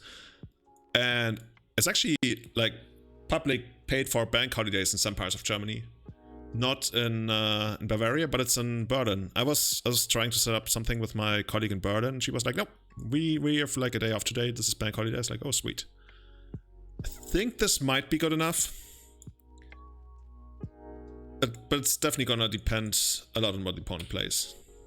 This is poor man's chalice, basically. Opponent's like, uh-oh. I hope they actually force this.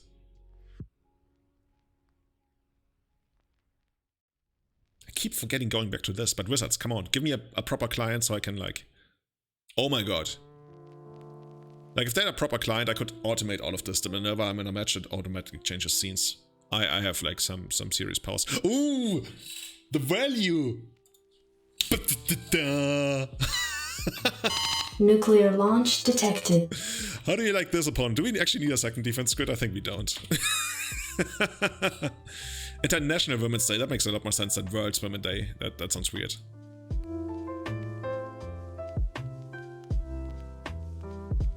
Yeah, but I think Bavaria has the most holidays, and then the city of Augsburg has one more paid for bank holiday. Augsburg has International Peace Festival or something, so I think they have like the 13th or 14th. And then on top of that, most people have like 30 days off. Like I guess by law 22, but everybody has like 30 because that's what companies do. So you have like, if you live in Augsburg, you have like 44 paid days off a year or something. It's pretty sweet. Okay, so how is this game actually gonna... We can actually play our card now if we want to. They can activate this, create a colorless servo. No, they can't. They can sacrifice a top deck, create a colorless construct artifact creature token, which means we would actually lose the monarchy, which is not great. I'd rather not lose the monarchy. Maybe we just like wasteland them out hard. Like this, I guess. Yeah, I'm down. No, this is not a Liga stream. This is actually not a Liga stream, by the way. In certain states of Germany, you need a broadcasting license, and I don't have one. But I'm too small for them to ever care about. But there's guys like some of the biggest German streamers, like Gronk or Gonk or whatever. Never really watched him, but I'm aware of him. I think he actually like moved to a different country for a while and then came back and actually like bought a broadcasting license. So yeah, this is a highly legal pirate stream. I hope you're feeling right at home here. How is this gonna work? Do we just like wasteland them again? Oh, this is every creature type? Oh, that's annoying. I think I have to wasteland them again. They're not weird about channel bets. Maybe they are, but nobody like actually made it a thing yet. Punch them for not running Thunder. What's the white for anyways? You work more in Bavaria? Actually, like work hours in like developed countries, except for the US, are like actually surprisingly low. I guess except for the US and Japan. Poland has weird gambling laws. Yeah, in Germany gambling laws are by state, so we have like 16 different gambling laws. But Wizards doesn't really want to put up with that. Allegedly, there's like German states where you could run GPs and stuff, but yeah. They're not gonna bother with it. Okay, so next turn they have to pay. How is this gonna work out for us? We are, like, I don't want to say in trouble, but we are in soft trouble. Holy shit, 4-4 is big.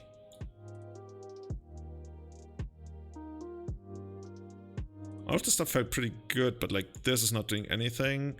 This is eventually gonna do something, I guess. This is like one card. Like I can run out the chalice, but I'm not even like the 2 life is a big deal. So I probably shouldn't do anything. We really need to land this turn to like Gomox Diamond Karn minus Bridge. Oh. This game felt pretty good for the most part, but now we're being run over by a 4-4.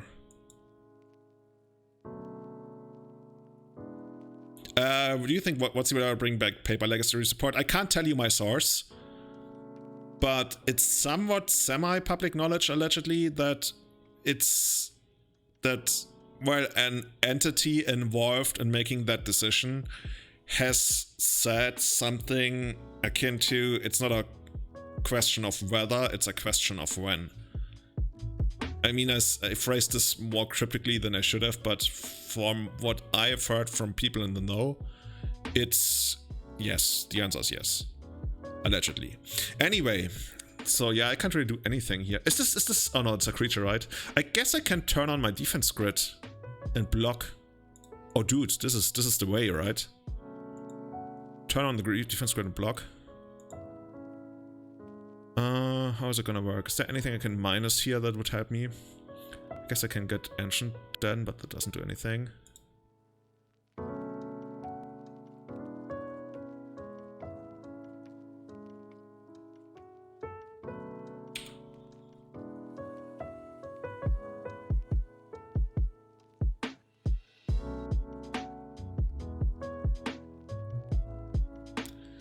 Yeah, if you ask me, I think this is the best opportunity for people to push and promote regional play. Like, I don't mean local play of course. Like always, that's the backbone of Magic. But when I say regional play, it's like tournaments you travel to for like an hour or 2 or 3, and then maybe come back the same day, or just like spend one night and come back on Sunday night or something. Like the more relaxed stuff where you don't have to like fly and book and, you know, have this big thing. But to just wait, what happened to a creature? It got sorted. But yeah, this is the regional play aspect. With like 50, 60 people Legacy, we have that in Germany, and I think that would be so exciting if that came back.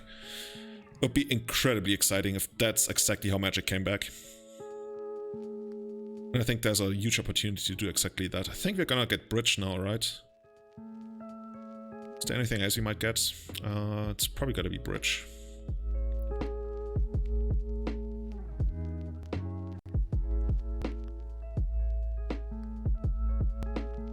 Oh, I can get defense grid if I want to.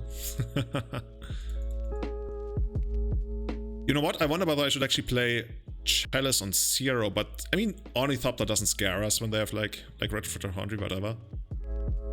Oh no. Oh no, we've been fucked.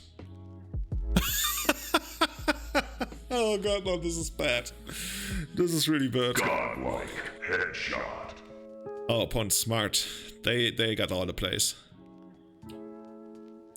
We can't pay. Oh, I felt like we were in a really good position. Is MTGO possible on a Mac? Not directly on a Mac, but you can run it with like Parallels or Bootcamp. But I think like on Bootcamp it probably works much better than on Parallels. Whenever I tried Parallels, it works for like not intensive stuff, but Magic Online is like pretty intense. Like this is basically a crisis of our times. Are they attacking us or Karn? Oh, they're attacking us, they saw it. So yeah, if you, I think Brian Cook actually runs it on Bootcamp. And he even streams on it, so that should work. Yes, Shadow is still like a thing. Blue-Black Shadow is very much a thing. So, Spyglass it could be. Spyglass is not horrible. No, Spyglass doesn't stop ninjutsu, right? That's how I see it. Ninjutsu isn't like an activated ability, is it? Kinda like the way our deck looks. Like defense grid is so and so against them. Actually, how did they pay for that days? How did they pay for days? Didn't we have defense grid? Oh no, I didn't play defense grid. Yeah, because we would have been dead then. So yeah, we couldn't even afford to play defense grid, so I guess that works. I kind of like the way the main deck is. Yeah, I guess I had defense grid in hand, but I couldn't. Like, I consciously didn't cast it the previous time because it would have cost me 2 life. I think we're just gonna ship this again. Kinda like it.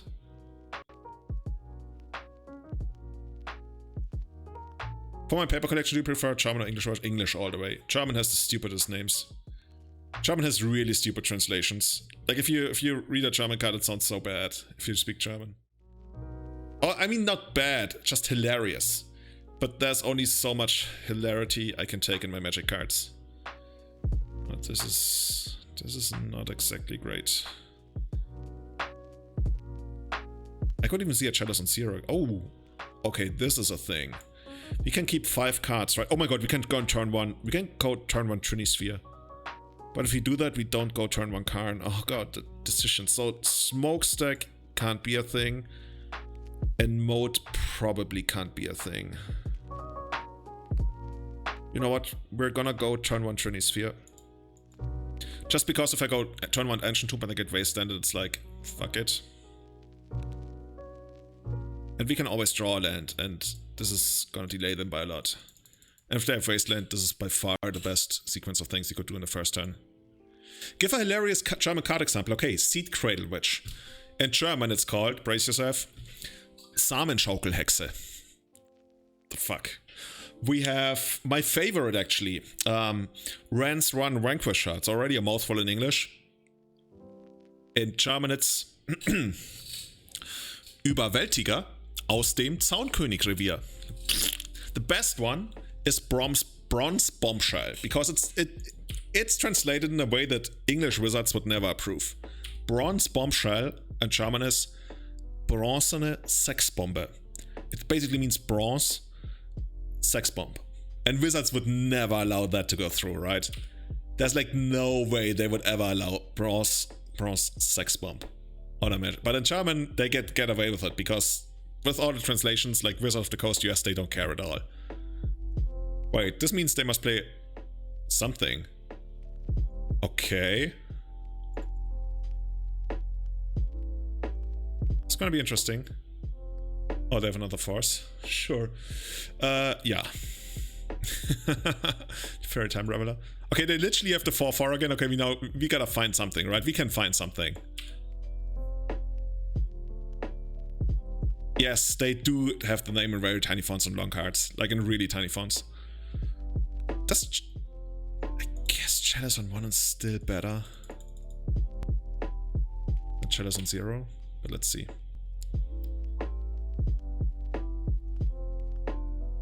Takedown is called runterholen, seriously? That's German slang for masturbation. Thoughtseize is Gedankenergreifung, which is actually a pretty decent translation, like a really good one.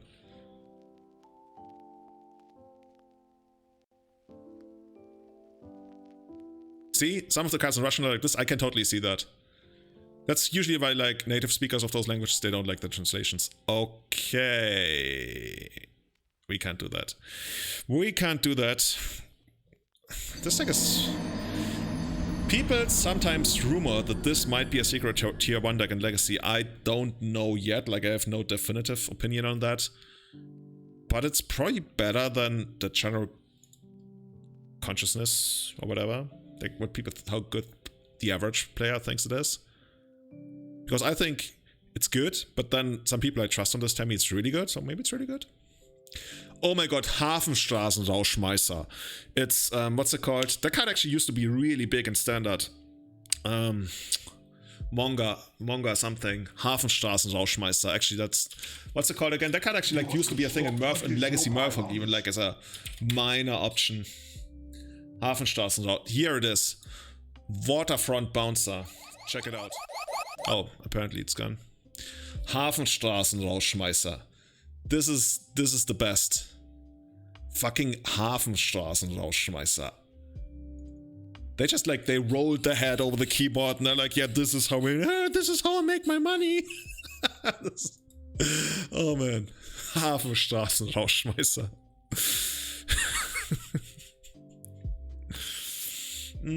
Hey, Flying Whales. Loma boy, he was a Loma boy. She said, see you later, boy. He had 1 mana on the first turn despite 2 Chrome Mox.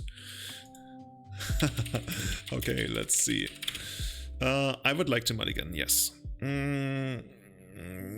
Yeah. I think we can get rid of the factory. The other is actually, yeah, you know.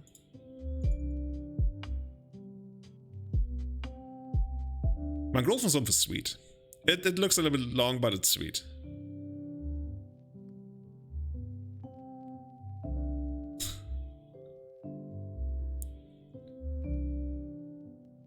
Yeah, there's also sometimes mistranslations. Actually, I don't remember it.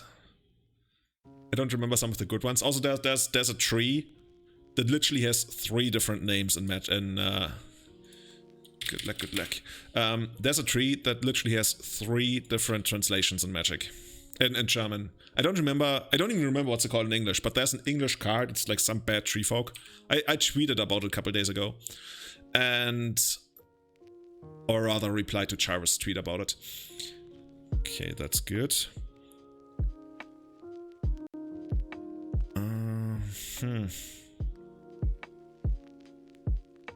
It's probably gotta beat this first so we can be faster. And it has literally 3 different translations. Yeah, all of the, not only French ones, like all of the early printings of Impulse make you shuffle. Which is like so weird, right? Here it says put them on the bottom and then shuffle your deck. It's also funny because the German version of Impulse, it says in German, mische dein Deck danach gründlich, thoroughly. It literally doesn't instruct you to shuffle your deck, it instructs you to shuffle your deck thoroughly. So every time somebody like does that, I mean they shouldn't be doing that in the first place because it has errata. You gotta remind them, okay, and now do it thoroughly, because that's what the card wants you to do. You may put a suit counter on Smoke's deck. I shall eventually, I guess. You know what we actually need? We need a tabernacle. We need a tabernacle that also has humility on it. That's gonna be the most fucked up layer thing ever, but I think we need that in our lives. So I think this is pretty straightforward actually, right? So we do it like this.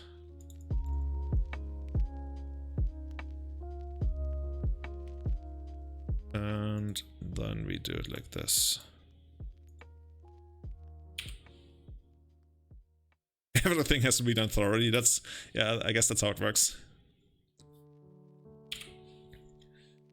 I'm pretty sure there's like a Brazilian Portuguese translation of one of the Xenagoses. There's like a couple of Xenagos, God of whatever. And I think Xenagos, God of Revel, or maybe a different one. In Portuguese, in Brazilian Portuguese was basically translated as Xenagos, God of Orgies. Which, yeah. Well, a guy I met at a GP told me about that. I don't know if it's true, but if it's true, it's hilarious.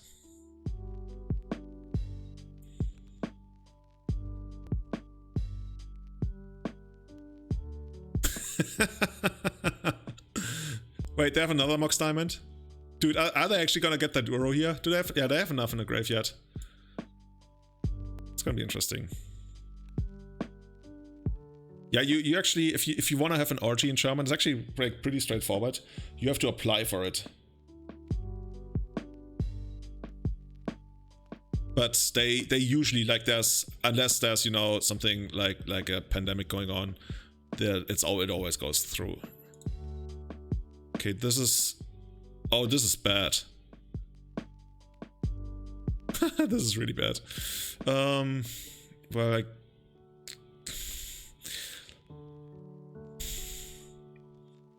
I don't want to, but I have to. And yes, I'm gonna put something on it. Is wastelanding them even a thing here? Maybe. Like, there's no way we are really getting out of this unless we draw like a bunch of Mox Diamonds and stuff. Okay, you know what, Freak? I'm gonna click it. I hope it's not gonna be something dirty. Herunterholen. Okay. Yeah, the card is literally called... No, not literally, but it uses the very common teenage slang for masturbation. Actually, by the way, it was something dirty, but yeah, this is just dirty enough. What the fuck? Flying Wise told me their brew is gonna get annihilated. Yeah, look at us now. Who's getting annihilated? Oh, they're down to 6. Maybe we can improve the deck by playing a couple of lightning bolts. Nobody would see that coming. Oh, that's a Tri-land? This reminds me of Borderlands. I recently finished Borderlands 3, amazing game. I just really love the humor in Borderlands. You're learning so much useful German here. What's the most... You know, everybody who learns German, they tell me the most useful German word they learned is genau. You can, like Michael Bonder told me about that. He actually speaks like a funny... Not a funny, but actually by a pretty decent German. And he told me the best word in the German language is genau. You can always say that. It means indeed, rather. But it also, like, it can mean almost anything else. It's just like genau. Somebody makes a statement, you're not sure what they actually said because you don't speak it that way. You just say genau. Genau. But you can also say it in an ironic way, where you're like, genau. Scatter this. Yeah, I can see that's being weird in German. Okay, you know what? I think our Tabernacle doesn't stand a chance against the best creature. Second best creature ever printed. Okay, this is the kind of deck that's using the graveyard just little enough for me to probably not really want the Torment Script, but kinda want them. And then they also have like lands, but also Mox Diamond, so Armageddon isn't that great. I think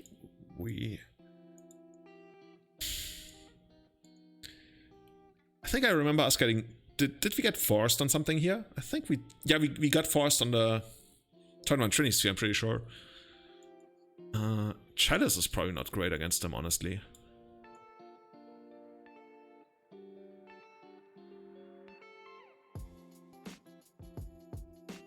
Beach Tower trick? How do you do that?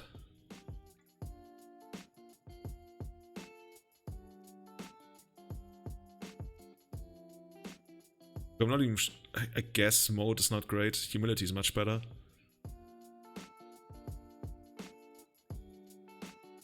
So what about these? God, this music is just the best. Am I doing it right? I don't know how good Chalice is gonna be.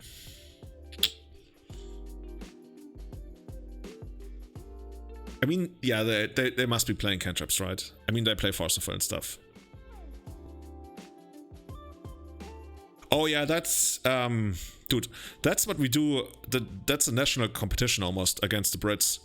If you ever go to, you know, Mallorca or basically all the German hotspots, there's a international competition going on between Brits and Germans about how to be the first to the pool to reserve the sun chair. Usually at the pool, actually, not on the beach. On the beach, there's just enough. It's the common playing field for this is the pool. That's where you do it. And usually kickoff is around 4 in the morning. Like, people say it's 5, but to Germans and Brits, that means 4. Brits because they're still up and drunk, and Germans because they want to do it properly. Allegedly. I think this is good. Like, I always hate it when we have to skip the first turn, but then I like Trinisphere into court.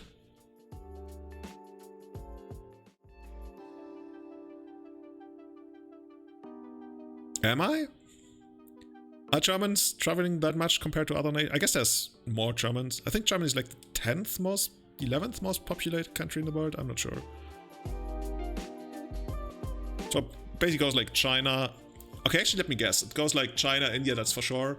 Third most populated country. Oh god, I'm totally missing something. Actually, let's just throw things out there. It's probably gonna be between like Indonesia. I'm so blanking on something right now. Probably Indonesia, Pakistan, Bangladesh, Nigeria. I think Egypt is actually the 10th most populated country in the world.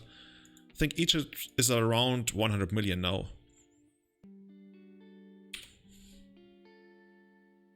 And I probably like missed something super obvious here. Oh yeah, like US is like 300 million as well. So US is up there as well. Okay, I think we can get rid of the city. Famous last words. Oh, Brazil, of course, yeah. Okay, this is basically kind of like buying an extra turn.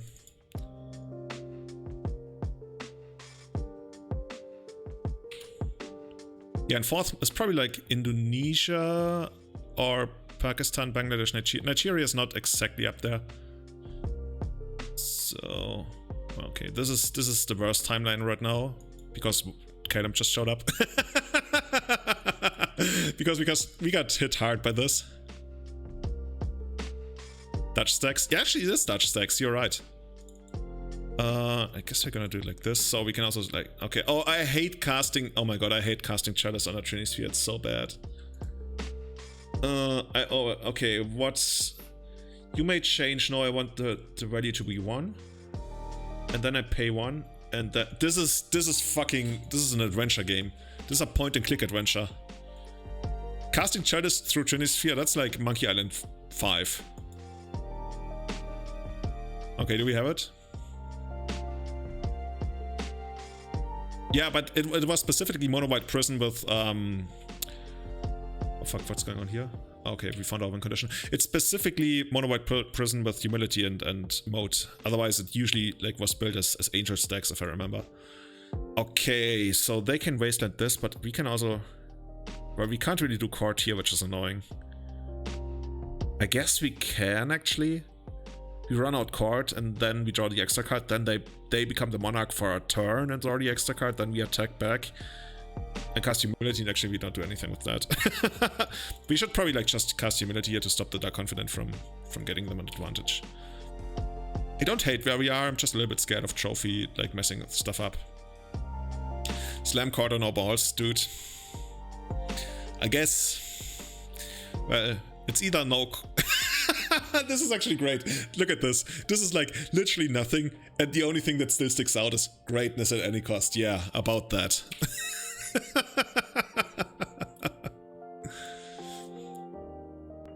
Dude, I loved it when people played Humility against elves without realizing that elves is actually probably one of the top 2 best decks under Humility in the entire format.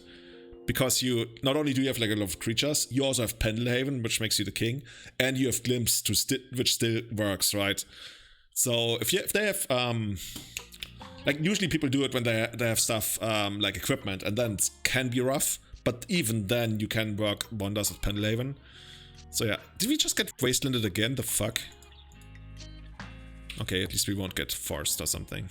I think Humility might actually be pretty good against that deck.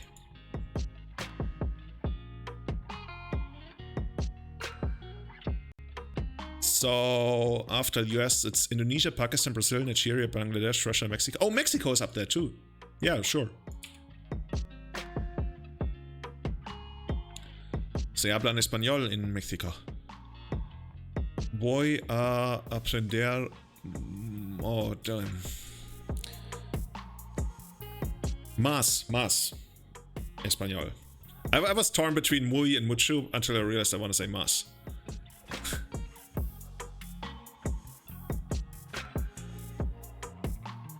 Okay, we're just gonna like lose to this. Makes sense to run. Actually, should we keep this in hand? Nah. Is this a smokestacks game actually? Like, there's a tension between keeping this in hand in case they have like him or something, or wanting it in play for like a potential smokestacks. Yeah, but you can't really like if you wanna do city populations, it's like the standards are so weird, right? It's interesting that, especially like when I talk to city populations, to people on Reddit, it really heavily depends on where you come from. Like in the US, they like to think of a city as like the actual city, like where the city ends, but then all the small suburbs around it as well. They call that the city. Whereas in Europe, it's much more common. It's like where you have the contiguous built-on area, and that's the city, and that's it. Whereas people are, but then again, that's it's weird. I love reading a lot about like what actually the biggest city in the world is and stuff, but I hate talking to people about it who, like, not you, but like especially on Reddit, to people who are like, oh no, this is the standard of what it means to be a city. Because that's just like so like people say arbitrary as if it was a bad thing. It's not, but you have to be aware that it's arbitrary.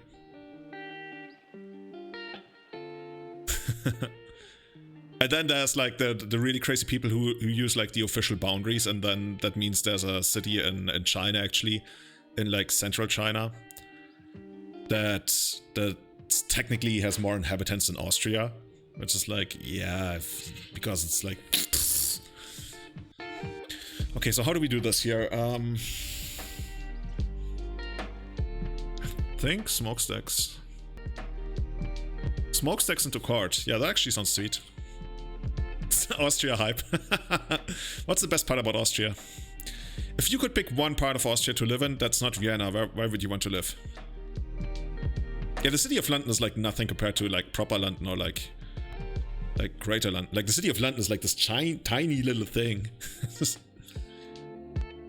What I find funny is that in London, at least, there's this thing where you can get a title, which is like a free man of London or something. It's not like free man of the land, which is like a crazy like conspiracy in the US. But you can, I think if you become like, I'm not sure if it's called free man of London, but something like that. And if you get that, that means you're allowed to herd your cattle through the streets of London or something. Graz, Salzburg, Kaiserschmarrn, Wiener Schnitzel, Germknödel. Okay. How are they down to 7, by the way? I'm not even sure what happened here. Did we ever attack? Oh, Sylvan Library. That's one hell of a drag, I guess. The dialect's the best thing about Austria. Agreed. Each player discards a card. No! This would have been supposed to be a defense grid, I guess. Oh, they discarded Life from the Loam. Oh, that's so good. That's actually really good.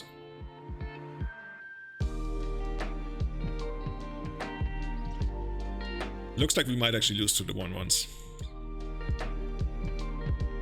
Oh, Vienna is the best kind of dialect. But honestly, okay, call me ignorant. To me, Austria is like one giant big dialect of all the same. I guess Vorarlberg is probably like different. But Vorarlberg is barely Austria, right? At least like the Austrians I know, they say Vorarlberg is basically Switzerland.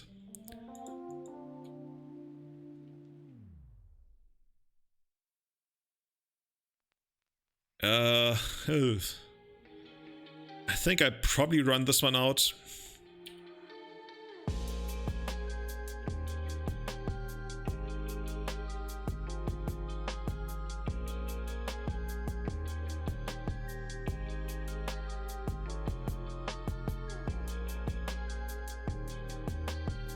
We need to go nuclear on them. We need to get this up to like 4 or something, I guess. Yeah, Josef Hader is probably like one of the biggest, best all-time cultural exports of Austria.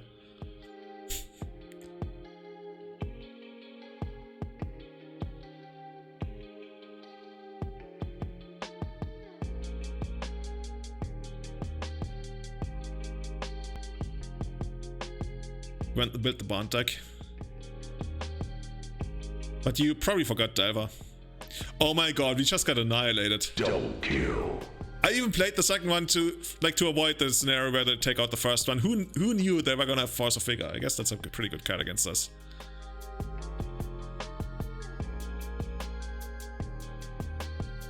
You must construct additional pylons.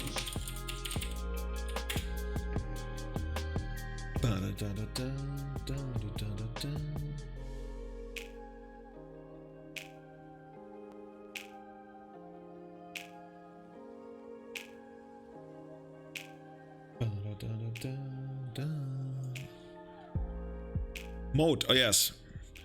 Give me that mode. But we still need to beat Liliana eventually, right?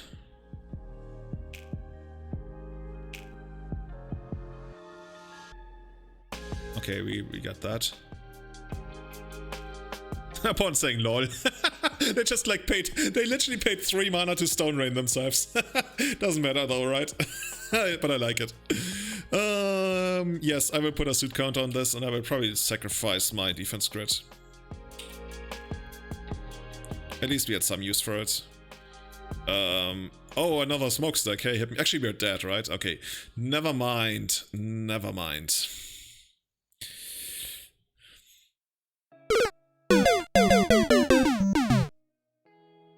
Thunder of the Infinite. Yeah, I think that would be too cute. That would probably be too cute. So we started out strong. We started out really strong, but then we couldn't keep it up. We got destroyed by Delver. What was the other one we lost to? By Delver, Ninjas, and I think this deck, like stuff like Life from the Low Mox Diamond is always gonna be hard. It's like any kind of acceleration deck, and I think Blue Red Delver is the Delver deck that I'm actually scared of.